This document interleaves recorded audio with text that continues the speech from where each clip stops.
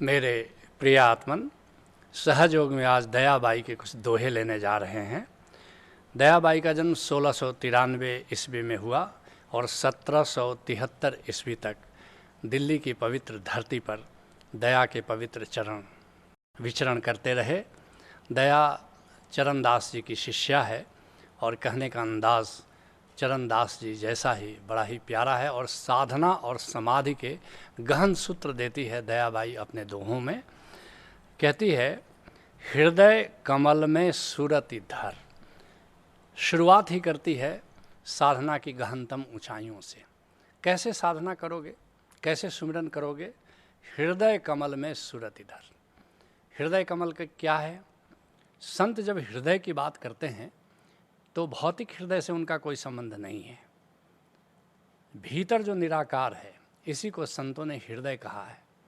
और हृदय कमल संतों का बहुत ही टेक्निकल शब्द है। हृदय कमल जो निराकार में कमल खिला हुआ है, जो सहस्त्रदल कमल खिला हुआ है, जो दिव्य आलोक फैला हुआ है, जो असंख्य ज्योतिकण लहरा रहे हैं, उसी को संतों ने हृदय कमल कहा है। कहती है दयाबाई कि ध्यान वहाँ लगाओ, सुरति को वहाँ ले जाओ, अपने ख्याल को अपने निराकार के भीतर ले जाओ, जहाँ दिव्य आलोक फैला हुआ है, जहाँ सहस्त्रदल कमल खिला हुआ है। हृदय कमल में सुरति धर, जिसके लिए यारी साहब कहते हैं, गुरु के चरण की रज लेके और दो नयन के बीच अंजन दिया। कैसे शुरुआत करनी है? सीधे हृदय कमल पर न जा पाओगे, गुरु के चरण कमलों से शुरू करो। गुरु के प्रति अहोभाव में जीना शुरू करो। जैसे कि गुरु के चरणों के रज को अपने सिर आँखों पर रखो, इतने अहोभाव से जब शुरू करोगे तब भीतर ध्यान लगता है। ये अहोभाव ही हवाई पट्टी है जिस पर नाम का जहाज़, सुरति का जहाज़ उड़ता है। तो गुरु के चरण की रज लेके दो नयन के बीच अंजन दिया। अपनी आँखों में धारो गुरु के चरण कमलों को, और तिमिर माही उजियार हुआ, निरंकार पिया को देख लिया। भीतर जो अंधेरा है वो अंधेरा छंट जाता है, वहाँ एक उजाला फैल जाता है, और तब निरंकार पिया को देख लिया। फिर वहाँ सहस्त्रदल कमल खिलता है, वह तुम्हारा निरंकार गोविंद है, निरंकार प्रीतम है, उसका दीदार शुरू होता है, और वहाँ फिर तुम्हारी निरति लग जाती है, वहाँ फिर सुरति लग जाती है। ये सुरति और निरति शब्द बड़ा प्यारा है। जब ओंकार को सुनते हो, वह जो सुनने की शक्ति है जीवात्मा की, उसको सुरति कहते हैं। और जब फिर भीतर आलोक को देखते हो, उस कमल को देखते हो, वह जो देखने की शक्ति है जीवात्मा की, उसको निरति कहते हैं। यहाँ दयाबाई कह रहे थे कि सुरति और निरति का मेल कर देना है, क्योंकि एक बार सुरति को जान लो, फिर निरति को जान लो, तो फिर तुमको तीसरी बात जाननी है कि सुरति और निरति का मेल कैसे करो। सुरति पलट निरति मिली और निरति शब्द में लीन। कबीर साहब कहते हैं कि एक सुरति को निरति में ले जाओ, अथवा निरति को सुरति में ले जाओ। निरति पलट सुरत ही लगी और सुरति शब्द में लीन। बस ये गहनतम साधना है, और शुरुआत ही दयाबाई करती है साधना की ऊंचाइयों से। कहती है दया कि हृदय कमल में सुरति धर, और अजप जपे जो कोय। अजपा को जपना है। सामान्यतः क्या करते हैं लोग? जाप करते हैं, माला फेरते हैं, कोई मंत्र दोहराते हैं। कहती है दयाबाई कि ये जाप करने से, मंत्र जाप करने से कोई कभी कहीं पहुंचा नहीं है। असली बात है कि ये जाप चलते रहना चाहिए, ये जाप होते रहना चाहिए, ये स्वाभाविक रूप से ऑटोमेटिक ये होते रहना चाहिए। इसमें कोई प्रयास अगर करोगे तो कहीं ना पहुंचोगे। निष्प्रयास, और निष्प्रयास अजपा कैसे करना है? यह जो सुरति लग जाए ओंकार में, इसी को अजपा कहते हैं। तो अजप जपे जो कोय, अजपा को जपने से होगा, मंत्र जपने से नहीं होगा। जिसके लिए जगजीवन साहब कहते हैं, मंदिर रहे कहूँ नहीं धावे। लोग पहाड़ों पर चले जाते हैं, मठों में चले जाते हैं, कुटियाओं में चले जाते हैं, दूर गांव से निकल जाते हैं, सोचते हैं कि शायद हिमालय चले जाएंगे तो वहाँ साधना होगी। कहते हैं जगजीवन साहब, कहीं जाने की ज़रूरत नहीं, अपने घट में रहने की ज़रूरत है।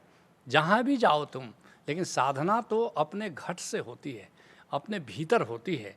मंदिर रहे कहूँ नहीं धावे, और अजपा जपे अधारा। असली बात है कि जो आधारभूत हमारा ओंकार है, जो आधार मानुष जिसको बाउल कहते हैं, उस ओंकार के सुमिरन में जीना है, ये असली बात है। और गगन मंडल मणि भरय देख छवि, भीतर के गगन मंडल में एक मणि जल रही है, जिसको तिब्बत के मिस्टिक्स ने कहा है ओम मणि पद में हूँ।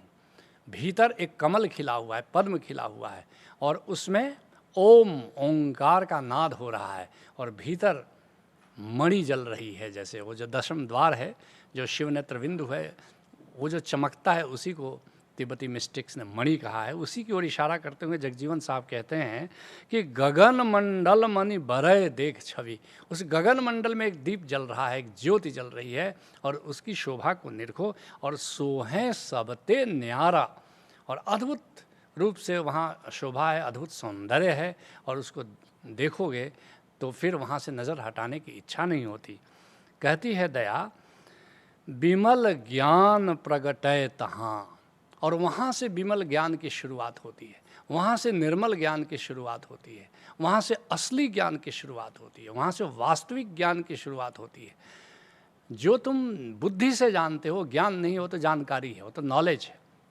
निर्विचार दशा में, अपने निराकार में जाकर, अपनी सब्जेक्टिविटी में जाकर जो तुम जानते हो, जो अनुभव करते हो, जो ओंकार को जानते हो, जो नाद को जानते हो, जो नूर को जानते हो, वहाँ जो सुगंध फैली हुई उसको जानते हो, वहाँ जो ऊर्जा है उसको जानते हो, वहाँ जो खुमारी है उसको जानते हो, वहाँ जो आनंद है उसको जानते हो, वहाँ जो दिव्य प्रेम है उसको जानते हो। ये विमल ज्ञान है, ये असली ज्ञान है, ये निर्मल ज्ञान है। और किताबों में जो पढ़ते हो वो निर्मल ज्ञान नहीं है, वो तो तुम बुद्धि से जान रहे हो, और बुद्धि से जो भी जानते हो वो विमल ज्ञान हो नहीं सकता।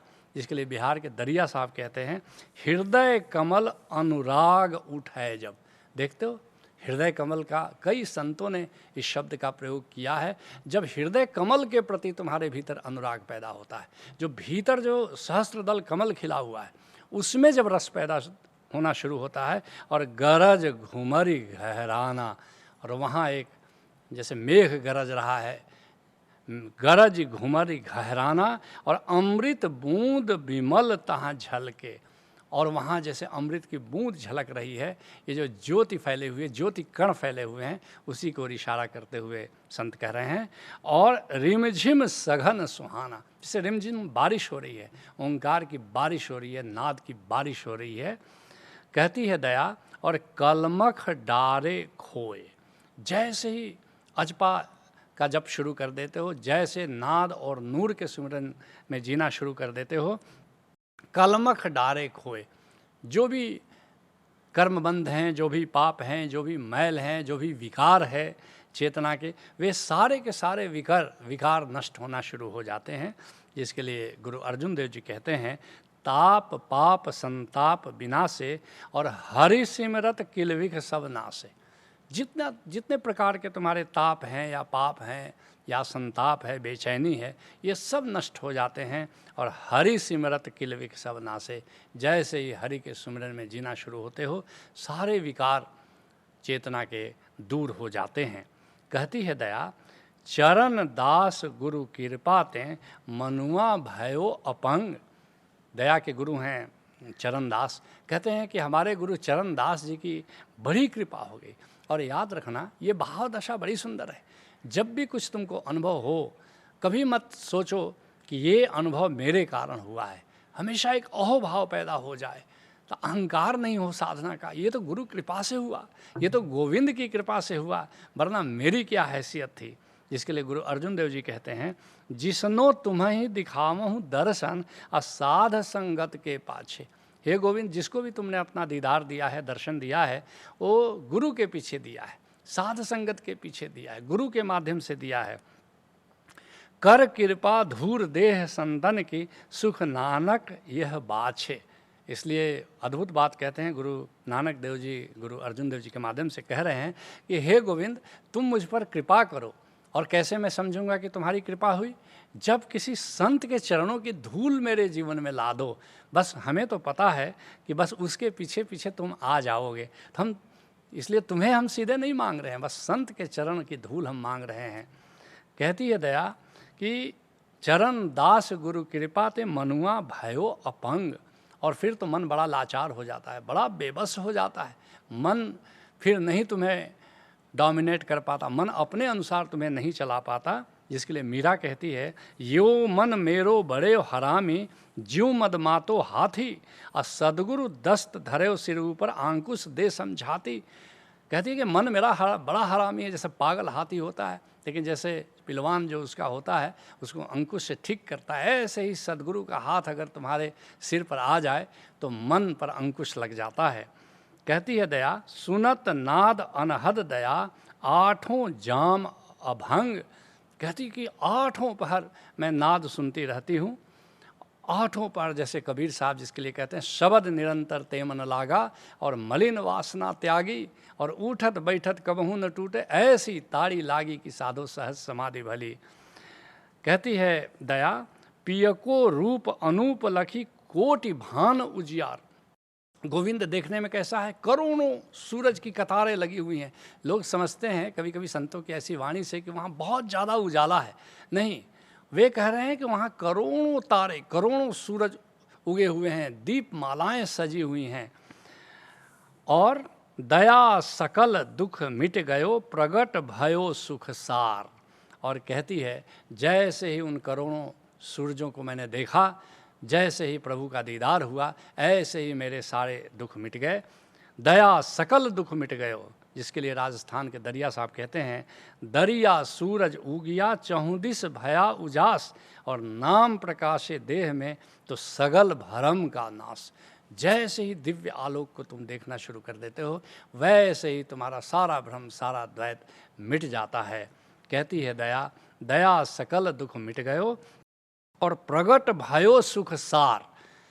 याद रखना, सारे सुख उत्तेजनाएं हैं, सुख का मूल आनंद है, और आनंद तुम्हारी सब्जेक्टिविटी का हिस्सा है।